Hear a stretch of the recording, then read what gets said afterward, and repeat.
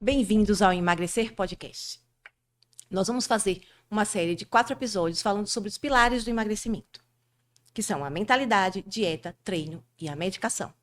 Inicialmente, vou apresentar minha companheira de bancada, doutora Sônia Monteiro. Ela é médica formada pela UFRN, tem residência médica em clínica médica pela Universidade de Pernambuco, titulada em ultrassonografia e especialização em nutrologia pela USP de Ribeirão Preto. Bom dia. Oi, amiga, bom dia. Prazer estar aqui, né, junto com você nessa empreitada de fazer o nosso podcast e explicar melhor às pessoas sobre como funciona um emagrecimento saudável e sustentável. Vou apresentar a Patrícia, ela é Patrícia Freire, é uma colega médica, é formada aqui pela UFRN também, fez residência em dermatologia pela UFRN, tem pós-graduação em psiquiatria e também em nutrologia pela USP de Ribeirão. Somos da mesma turma da USP. E estamos aqui para falar sobre emagrecimento. Nosso primeiro episódio vai tratar sobre mentalidade. A obesidade é uma doença altamente prevalente e que tem aumentado cada vez mais. Atualmente, a gente considera a obesidade uma doença do descompasso evolutivo. O que seria isso? Nós somos uma espécie preparada para a escassez e o esforço, vivendo num ambiente de intensa abundância e necessidade nenhuma de fazer esforço. Isso tem levado cada vez mais a obesidade a ser uma doença frequente. É o preço que pagamos pelo nosso sucesso evolutivo. Então, a gente vive num ambiente de muita abundância alimentar, com alimentos hipercalóricos, hiperpalatáveis, que faz a gente comer muito mais do que a gente necessita, além de uma necessidade zero de exercício, né? A gente hoje tem facilidade. Não se levanta para nada. Se deixar, você passa o dia deitado. Então, a primeira coisa que a gente vai abordar são as facetas psicológicas, né? A mentalidade que é necessária para você conseguir emagrecer e manter o peso perdido. Porque não adianta só emagrecer, né? A gente sabe cada vez mais que é necessário uma mudança de hábitos, uma mudança de estilo de vida realmente, para que as pessoas... A gente tem que incorporar a fitness. Patrícia disse que precisamos incorporar a fitness.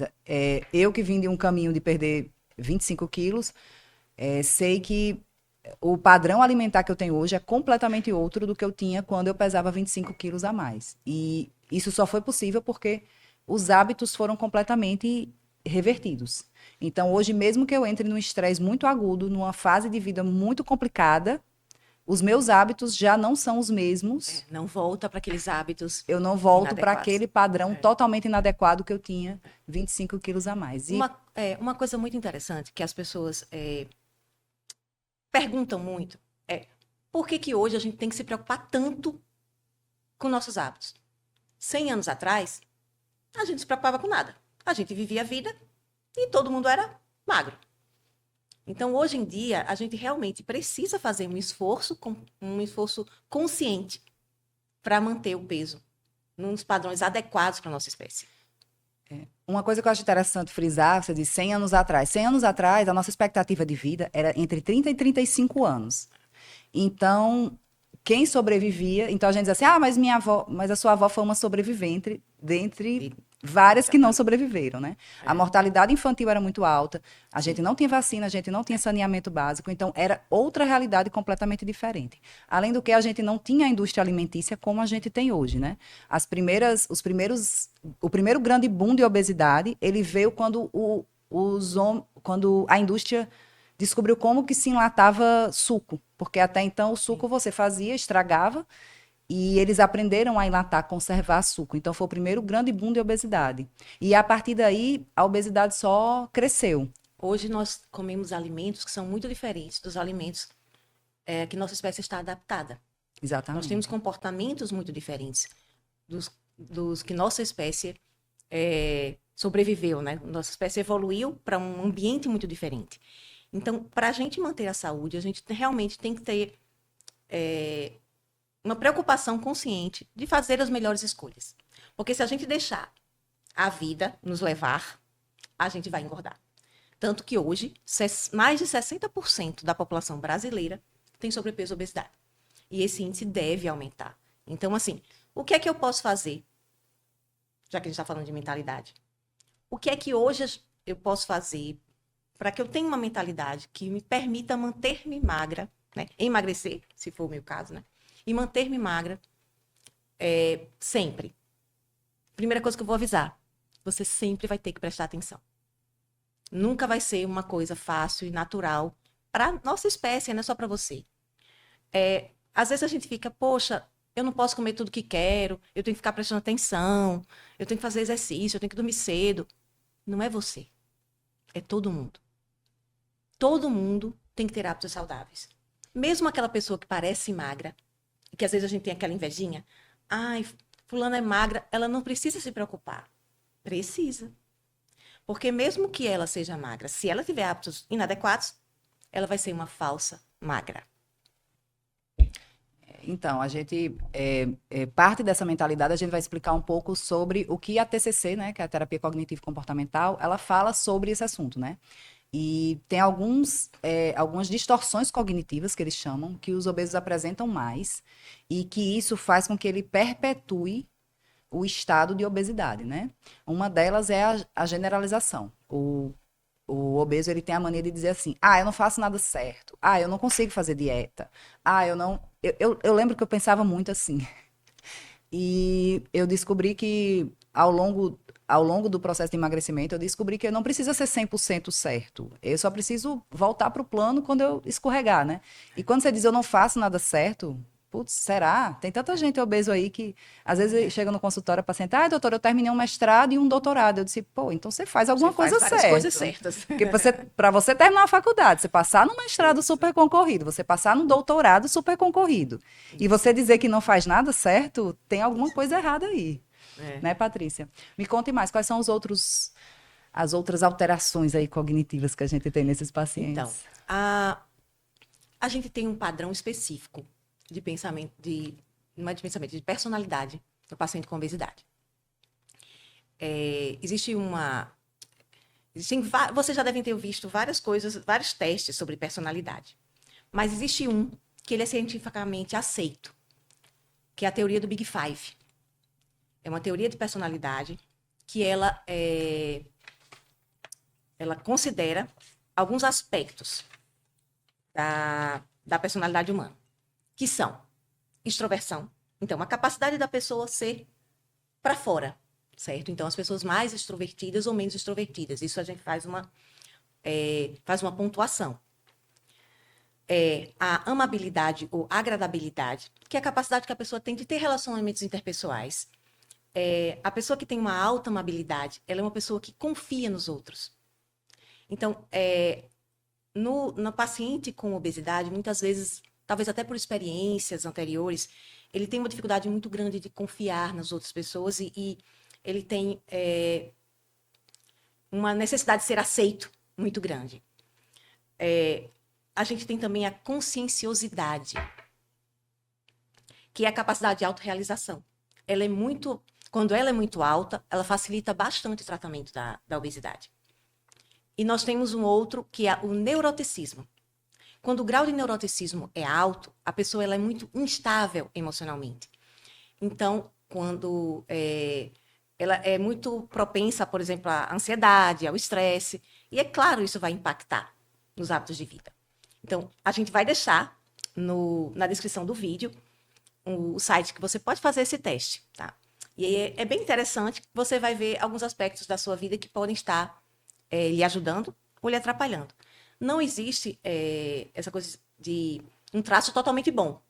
Ele é um traço adaptativo. Não existe um jeito certo de ser. Exato. Existe o que você é e o que você pode trabalhar para que, trabalhando esses aspectos, você melhore a sua relação com as pessoas e com a comida. Porque tudo vem das nossas relações, né? E a relação com a comida é uma delas. Esse teste, ele vai mostrar para você quais são os seus pontos fortes e fracos no seu ambiente. Então, por exemplo, a amabilidade, que é a capacidade de confiar nas pessoas, pode ser um traço adaptativo ou não, dependendo do seu ambiente. Claro que se você está num ambiente, por exemplo, doméstico, e você desconfia dos seus parentes, não é uma coisa adequada. Mas ela pode ser adaptativa em outro ambiente. Então, não é que o traço seja ruim ou não. É que você tem que utilizar aquele traço ao ambiente. Então, a ideia da terapia cognitivo-comportamental em relação aos traços do Big Five são fazer com que os seus traços naturais sejam mais adaptados a cada ambiente. E uma coisa que é importante, se a pessoa não confia, tem uma dificuldade de confiar nos outros, ela não vai confiar na dieta da nutricionista, ela não vai confiar no treino do personal, ela não vai confiar na medicação prescrita pelo médico e dificilmente ela vai ter resultado. Por quê? Porque para você ter qualquer resultado, se você contrata uma pessoa que sabe mais do que você aquele assunto, você necessariamente precisa confiar que aquele tratamento que foi prescrito, que aquela dieta que foi feita, que aquele treino vai fazer efeito em você. E você tem que só executar, você não tem que ficar, mas isso aqui eu acho que não vai funcionar, mas isso aqui eu acho que esse treino aqui não é bom. Então, isso é uma coisa muito importante que as pessoas entendam. Você, uma vez contratado o serviço, né? Você tem que confiar que aquilo ali vai fazer efeito para você. É muito comum, às vezes, até pela própria dificuldade de emagrecer. Então, o paciente, normalmente, ele já tentou várias vezes. Então, isso aumenta esse traço. Como ele já tentou várias vezes e não conseguiu, por que eu conseguiria agora? Isso. Então, lembre, normalmente a gente não consegue da primeira vez. Então, normalmente, para que a gente consiga, o paciente que consegue emagrecer, porque infelizmente não são todos que conseguem emagrecer, apesar das tentativas, o paciente que consegue emagrecer, normalmente ele tenta pelo menos 6 vezes. Ele tenta, assim, conscientemente, pelo menos 6 vezes, em média, para poder ter um emagrecimento adequado. Então, se você começou agora, tenha paciência. A tendência do paciente com obesidade é o imediatismo. E uma coisa muito interessante é que você tem que se apaixonar pelo processo e não pelo resultado. O processo de emagrecer, ele envolve você ter hábitos de vida saudáveis, que de qualquer forma são bons. Mesmo que aí você ainda não tenha chegado no peso adequado, esse processo já lhe ajudou. Então, o paciente que dormia mal, que começa a dormir bem, ele ainda não emagreceu, mas ele já teve um ganho de qualidade de vida enorme. Então, isso de você valorizar o processo é importante. E aí eu volto para aquela questão de que todo mundo tem que ter hábitos de vida saudáveis. Se a pessoa tem peso adequado ou não, o processo de ter hábitos de vida saudáveis é para todo mundo. Então, se você tem hábitos de vida ruins e está tendo que fazer uma mudança profunda nos seus hábitos porque precisa emagrecer, não é só por isso. É pela sua saúde em geral. E aí eu queria falar um pouco sobre hábitos, né? Porque o que é um hábito, né? Todo mundo fala, hábitos, precisa de hábitos saudáveis. O hábito nada mais é do que um comportamento que o seu cérebro automatizou. Então, por exemplo, quando você vai dirigir, você não precisa pensar, eu vou passar a tal marcha, eu vou rodar o volante para cá, eu vou pisar no... Por quê? Porque quem já dirige há muito tempo é um comportamento automatizado. Você dirige ouvindo música, conversando, às vezes comendo, às vezes mexendo no celular, você dirige. Porque é um comportamento completamente adequado. É um comportamento completamente automatizado. E é isso que a gente fala quando a gente diz que tem que ter hábitos saudáveis. 70% de tudo que a gente faz todos os dias, de todos os comportamentos que a gente gera todos os dias, eles são inconscientes. Você não chega a pensar que está fazendo. Quando você acorda, que você põe o pé no chão, que você vai no banheiro, que você escova seu dente, tudo isso você está fazendo de forma completamente automática. Você não está vendo como você está fazendo. E isso se repete com o que você come no café da manhã, com a forma como você reage no seu trabalho a um estresse, na forma como tudo que você faz vai ser automatizado. E para mudar essa automatização, a gente precisa primeiro ter consciência que aquele hábito está errado. Então, quando eu digo assim, quando eu era obesa, qual era o meu café da manhã? Eram 2 tapiocas super grossas, com requeijão e manteiga. E café com leite e açúcar. Hoje, qual é o meu café da manhã? É uma fruta com farelo de aveia, um pão com ovo e um café preto. Então, se eu tiver no meu automático, esse vai ser meu café da manhã hoje em dia. Já está automatizado esse comportamento. Eu não preciso mais pensar o que é que eu vou comer no café da manhã. Está automatizado, mas demorou um tempo para o meu cérebro. Sim. E esse tempo não é só tempo, é repetição. O hábito ele se forma muito mais por repetição do que por tempo. Porque se você vai à academia 3 vezes na semana, vai demorar muito mais para você criar o hábito de treinar do que se você faz um treino de 10 minutos em casa todos os dias. Porque a frequência de fazer em casa todos os dias, ela vai fazer com que o seu cérebro aceite aquele novo hábito e no dia que você não fizer, você vai sentir falta. Vai dizer, nossa, hoje está faltando alguma coisa no meu dia. Então, para que esse hábito do exercício se torne automatizado, ele vai levar um tempo. antes de automatizar, a gente precisa do planejamento. Então, o processo de emagrecimento, ele não é um processo de sacrifício. Ele é muito mais de... Ele exige muito mais planejamento do que sacrifício. Então, se você tem que mudar alguns hábitos, o que você vai fazer? A gente, na medicina do estilo de vida, a gente estuda a ciência da mudança. Para você mudar hábitos, você precisa, primeira coisa, identificá-los. E a segunda coisa, decidir como é que você vai fazer. Então, não adianta eu dizer assim, vou fazer mais exercício físico. Isso não é eficaz. Porque o que significa fazer mais exercício físico? Ir 2 vezes, 3 vezes, meia hora, natação, musculação, o quê? Agora, se eu decido, se eu planejo, a gente usa muito metas SMART, né? Se eu planejo algo que é específico, então, por exemplo, eu vou fazer musculação. Tenho tempo, eu vou fazer musculação 6 horas da manhã na academia com o personal. Todos os dias. Ou 3 vezes na semana. Isso aí, você tem como planejar, você tem como colocar na sua agenda. Então, esse tipo de meta é uma meta eficaz. Uma meta que ela é factível e é uma meta específica. Depois que você coloca essa meta, você planeja o seu dia para cumpri-la. No começo não vai ser automático. No começo você vai colocar o celular. No começo você vai fazer algumas técnicas para não esquecer. Depois vai ficar bem mais fácil esse comportamento. E vai chegar um dia que aquele comportamento ele está em você. Ah, uma coisa muito interessante. Antes de você fazer um comportamento, você tem que se identificar com ele. Então, por exemplo, eu quero correr. Olha, eu vou começar a correr amanhã, mas eu já estou me sentindo uma corredora. Você tem que se identificar com uma pessoa que corre e não com uma pessoa que quer correr. Quando você se identifica com aquilo, você se torna aquilo, você faz com muito mais facilidade.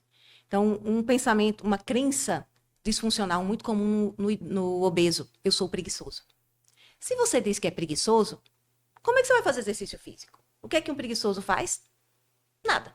Não faz exercício. Então, a primeira coisa para você começar a fazer exercício é parar de se chamar de preguiçoso, porque, na verdade, você sabe que você não é. Você faz muita coisa.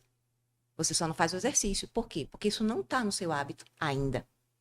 Então, primeira coisa, eu não sou uma pessoa preguiçosa, eu sou uma pessoa que faz exercício, eu sou uma pessoa fitness. E o que é que uma pessoa fitness faz? Ela acorda de manhã e vai fazer o exercício físico. Então, não, essa crença disfuncional, limitante que o paciente com obesidade tem, muitas vezes é o maior empecilho para a mudança de comportamento. E essa crença tem que ser mudada.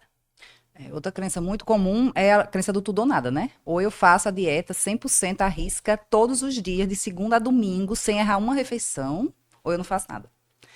Então, ele é assim, fiz tudo certinho, de segunda a sexta, sexta-noite eu comi uma pizza, acabou. Eu vou comer pizza na janta, vou comer no outro dia de manhã no café, no almoço, aí já vou jantar fora porque já chutei o balde mesmo. Gente, errou à noite, beleza, não tem problema, uma pizza não vai matar ninguém. No outro dia de manhã volta para o que está prescrito e tá tudo bem. Isso foi uma coisa que para mim demorou muito, porque os obesos geralmente são muito perfeccionistas. É um pessoal, eles gostam de tudo muito correto. E a gente tem que parar com isso, porque se você fez a dieta 70% da semana, 60% da semana, muitas vezes foi muito melhor do que fazer 100%, porque o 100% não é sustentável em nenhuma área da vida. Você não vai para o trabalho 100% dos dias, você não estuda 100% dos dias, você não assiste TV 100% dos dias. As coisas, elas são variáveis, né? Então, esse pensamento tudo ou nada atrapalha bastante. E a obesidade, ela não é uma doença psiquiátrica. Ela não é uma doença da cabeça. É uma doença multifatorial. Então, muitas vezes, quando a gente fala em terapia cognitivo-comportamental para a obesidade, a pessoa diz, mas eu não sou doido. É verdade. A questão é que a terapia cognitivo-comportamental, ela não é usada apenas para tratamento de transtornos psiquiátricos. Ela é muito útil para pessoas que não têm nenhum transtorno. Por exemplo, você não tem problema nenhum, mas você sofreu uma violência, certo? E aí você precisa trabalhar essa violência. TCC é ótimo. Você não tem problema nenhum, mas você tem um grande dilema para resolver. A TCC lhe ajuda muito. Tá? Existem técnicas específicas para resolução de dilemas na terapia cognitivo-comportamental. E na obesidade, a terapia cognitivo-comportamental, tanto a TCC clássica quanto a DBT e a ACT, que eu vou explicar mais na frente, são bastante úteis para o tratamento de obesidade. Muitas vezes a gente tem realmente compulsão alimentar associada à depressão. Se tiver, elas vão ser tratadas, mas não é necessário você ter transtorno psiquiátrico para você usar a terapia cognitivo-comportamental no tratamento da obesidade. Ela é uma parte do tratamento multidisciplinar de todos os pacientes com a doença obesidade. É verdade. E voltando aos hábitos, Patrícia, como que a gente faz para instituir um hábito, né? Qual que é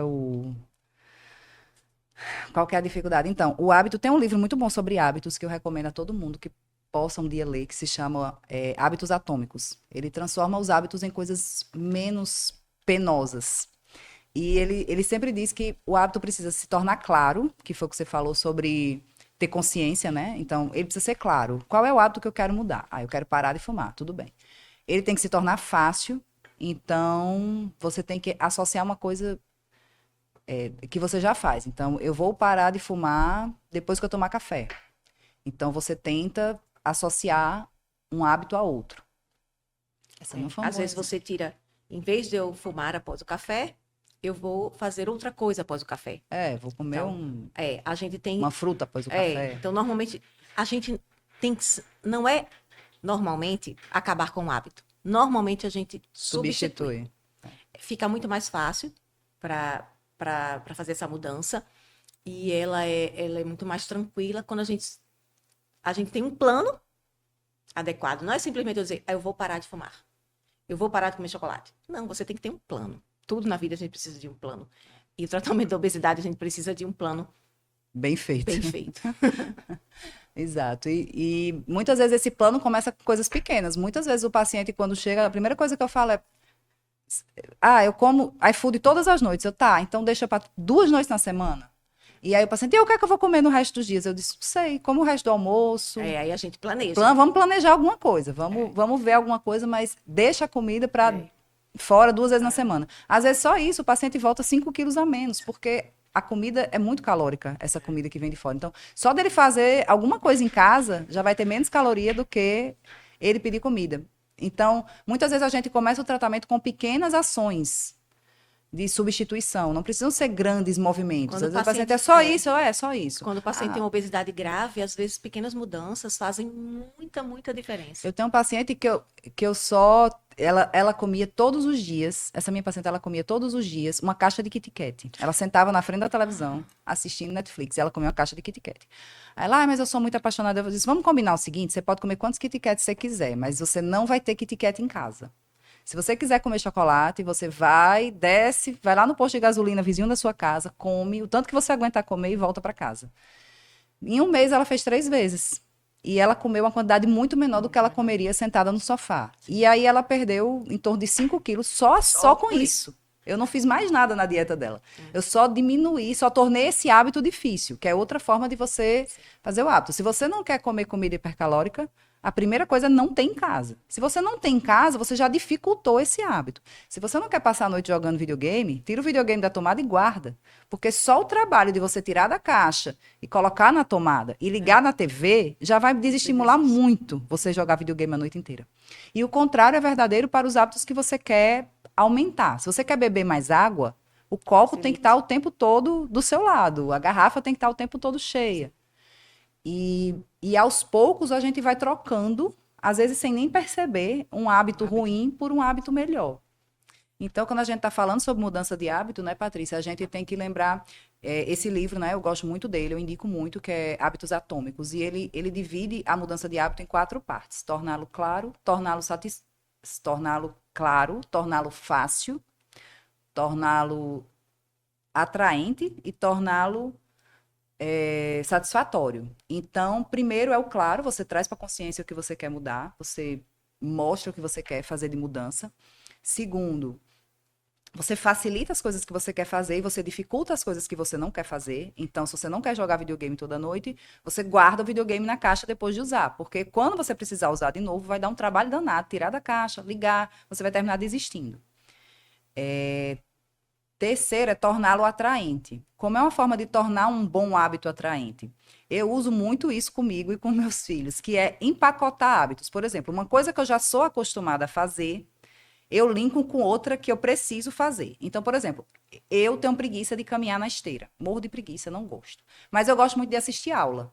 Então, eu só posso assistir aula quando eu estiver na esteira. Isso me obriga a ir para a esteira, porque senão eu vou ficar curiosa para ver a aula e eu quero saber como é que acaba. E eu já comecei na outra vez que eu fui para a esteira, e então eu vou ter que ir para a esteira para terminar esse hábito. Então, quando você empacota os hábitos, aos poucos, eu já sei que eu preciso ir para a esteira, já se torna automático, ir para a esteira e ligar a aula. E o quarto é tornar ele satisfatório. Como é que a gente torna um hábito satisfatório? Fazendo ele socialmente aceito. Então, se você é a única pessoa de dieta na sua casa ou entre os seus amigos, você vai se sentir um ET, certo? Tá todo mundo comendo fast food e você tá ali com uma marmita de batata com frango. Mas você pode fazer o contrário. Você pode ou mudar o grupo, ir para um grupo em que seja satisfatório comer isso aí, ou tentar ambientes, inclusive virtuais, em que você se sinta parte de algo maior. É por isso que o CrossFit, ele envolve tanto. Quem faz CrossFit gosta muito. Por quê? Porque é um grupo em que todo mundo fala a mesma língua. Então, às vezes, o paciente é obeso, está desmotivado, ele diz, eu não gosto de academia. Realmente, a academia não é um lugar que motiva, eu não vou dizer que é. Mas o CrossFit muita gente se identifica porque no CrossFit está todo mundo naquela, vamos, você consegue, vai, tal. Então, é um grupo, é um time. Então, isso termina tornando o hábito que você quer criar satisfatório. Isso. É uma coisa bem interessante. Não, de novo eu dizendo interessante, muda. O paciente disciplinado, a pessoa disciplinada, ela não tem mais força de vontade que os outros. Ela só tem uma facilidade maior de planejar seus próprios hábitos. Na verdade, a pessoa disciplinada, ela tem uma capacidade maior de controlar o seu ambiente. Exato. Então, quando você controla melhor o seu ambiente, a coisa mais forte sobre um ser humano, inclusive, alguns estudos mostram que a coisa mais forte dentro dos mamíferos é o ambiente. É o ambiente em que você está instalado. Tanto o ambiente físico, como o ambiente interpessoal, né? Então, se você controla bem o seu ambiente, você não vai precisar de tanta força de vontade. É a história se você não tem comida hipercalórica em casa, se você não tem biscoito, bala, pizza, você vai ter que comer o que está na geladeira, porque você não pode todos os dias ir lá embaixo comprar comida diferente, ir no mercado passar para comprar uma pizza. Não, você vai terminar comendo o que tem na geladeira, porque o ambiente está controlado. Então, as pessoas mais disciplinadas, elas não têm mais força de vontade. Elas apenas aprenderam a controlar melhor o ambiente delas. Isso. O ser humano, ele é moldado pelo ambiente, mas ele não é escravo dele. Porque, ao contrário de outros mamíferos, a gente pode mudar o nosso ambiente. Na pessoa que consegue mudar os hábitos, ela consegue mudar o próprio ambiente. Ela consegue mudar o seu. E não é assim, mudar a sociedade. É mudar o seu microambiente. A sua casa, o seu quarto. Os seus próprios hábitos. Então, você quer fazer exercício físico. De manhã. Geralmente, o horário mais fácil de fazer exercício físico sem ter muitas interferências é pela manhã. Então, você coloca o despertador, você coloca a roupa toda organizada. É claro que você vai conseguir. Assim, vai ficar mais fácil. Agora, você não bota o despertador. Você não planeja nada. Você só diz que vai. Acorda mais tarde, já atrasou, não deu tempo, tal. Então, assim, o que é que o disciplinado faz? Ele torna fácil os hábitos que ele quer ter. Às vezes, ele faz de um jeito que é quase impossível não fazer o que ele se programou a fazer, o que ele se propôs a fazer. Porque ele deixa o ambiente dele tão preparado. Então, ele deixa a roupa preparada, o celular para tocar, tudo organizado. Ele quer comer de tal jeito, ele só compra aquele tipo de comida, ele já deixa tudo prontinho. Então, assim, é treino. Volto a falar, se você se considera uma pessoa preguiçosa, você não vai fazer exercício. Se você acha que você não tem disciplina, eu não tenho disciplina, você não vai conseguir. E isso é uma crença inadequada. A gente chama isso de uma crença disfuncional. Porque não é verdade. Você não é uma pessoa indisciplinada, você não é uma pessoa preguiçosa. Você só precisa de melhores armas, né? Você só precisa aprender a fazer coisas, as coisas que você se pretende a fazer, né? Então, não é natural para você fazer certas coisas, mas pode se tornar. Basta você planejar, você tem um apoio, você tem uma ajuda, muitas vezes na obesidade. Você vai precisar da ajuda do nutricionista, do psicólogo, do médico, e vai conseguir fazer as mudanças necessárias. Patrícia, assim, um dos primeiros ambientes que eu tento controlar dos meus pacientes, assim, um dos pilares, né, da medicina do estilo de vida, que a gente usa muito nessa parte de emagrecimento. Mas o primeiro ambiente que eu tento controlar do meu paciente, que eu peço para ele controlar com mais afinco, é o ambiente do sono. Porque quarto, ele só serve para duas coisas: para dormir e para namorar. Se você está usando o seu quarto para qualquer outra função que não essa, o seu cérebro, na hora de desligar, ele não vai entender que é hora de desligar. Por quê? Porque você come na cama, você estuda na cama, você mexe no computador na cama, você mexe no celular na cama, você faz todas as suas atividades do dia naquela cama. Então, aquele ambiente não é programado, o seu cérebro não programou aquele ambiente para ser um ambiente de dormir, é um ambiente de fazer qualquer coisa. Então, a primeira coisa que eu peço para os pacientes é para deixar a cama só para as primeiras duas atividades. Se for qualquer outra coisa, faz na sala. Fica no computador, na sala ou no sofá e programa um lugar para ser o lugar de trabalhar. Então, mas eu não tenho vários ambientes na minha casa. Não tem problema. Deixa uma cadeira da ponta da sala para ser o lugar de trabalhar e a cadeira da outra ponta de ser o lugar de comer. Aos poucos, parece besteira, mas aos poucos o seu cérebro vai entender. Não, se eu estou sentado aqui, é hora de trabalhar. Se eu estou sentado lá, é hora. Se eu deitei na cama, é hora de dormir.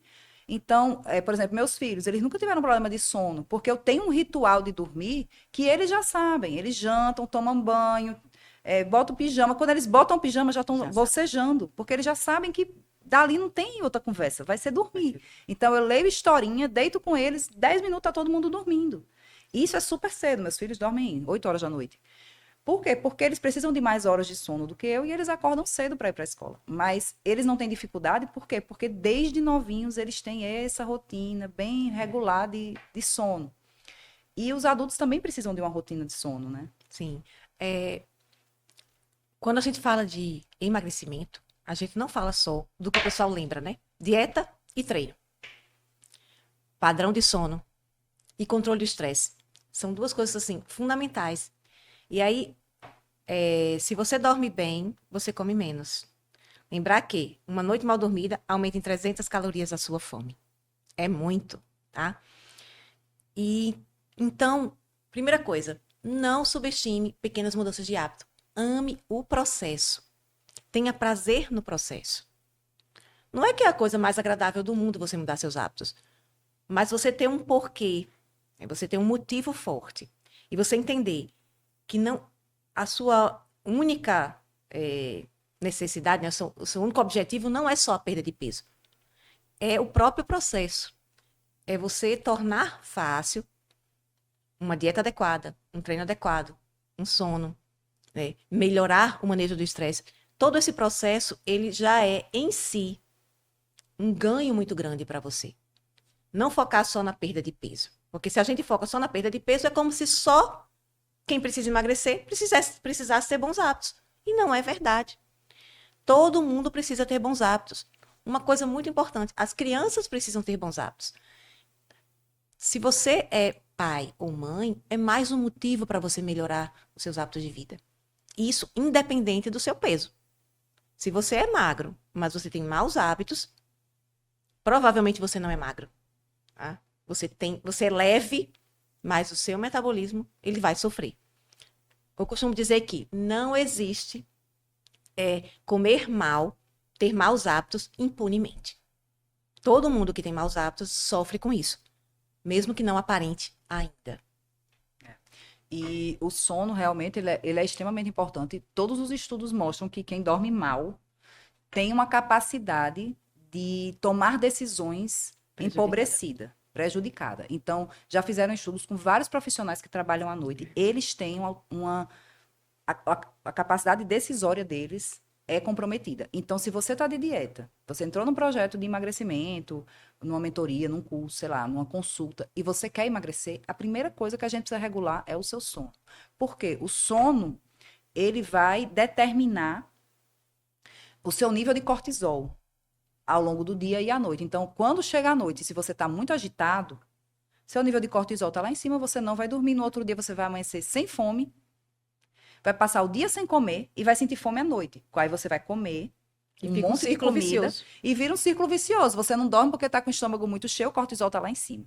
Aí você não dormiu direito porque está com a barriga lá pela boca. Foi dormir meia-noite. Acordou 6 horas da manhã. Trabalhou o dia todo morto. Quando é à noite, você está mais desperto porque o cortisol está lá em cima. E aí você vira É um círculo. a vida inteira desse jeito. É por isso que às vezes a gente diz, fulano infartou com 40 anos. Vai olhar, fulano não dormia, fazia 30.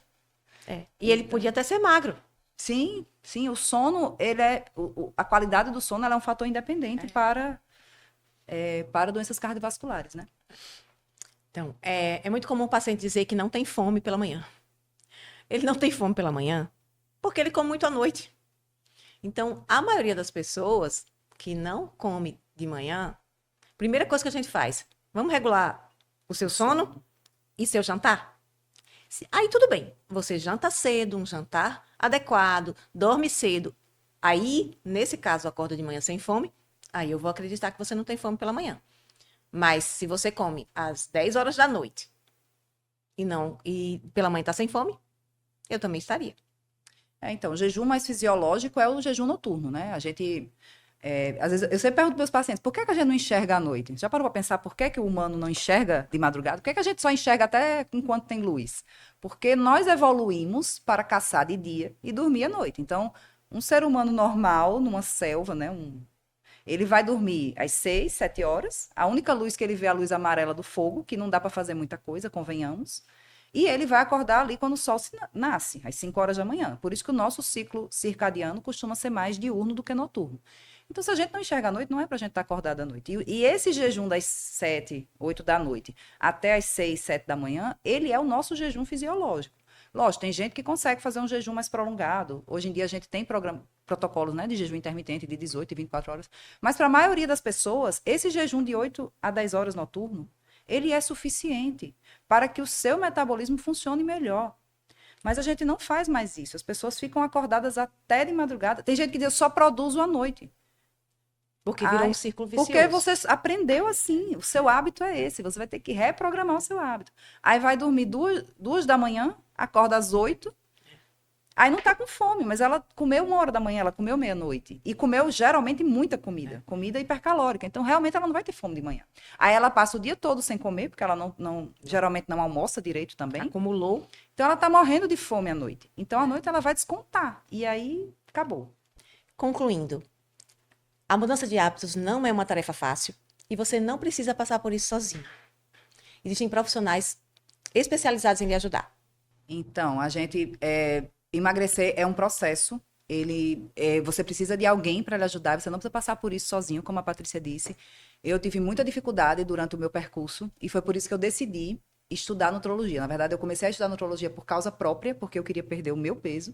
Mas eu me apaixonei pela área. Eu vi como era difícil, inclusive eu como profissional de saúde, com facilidade de ter acesso a médicos e a tratamentos. Para mim foi difícil emagrecer. Foi difícil achar alguém que me ajudasse.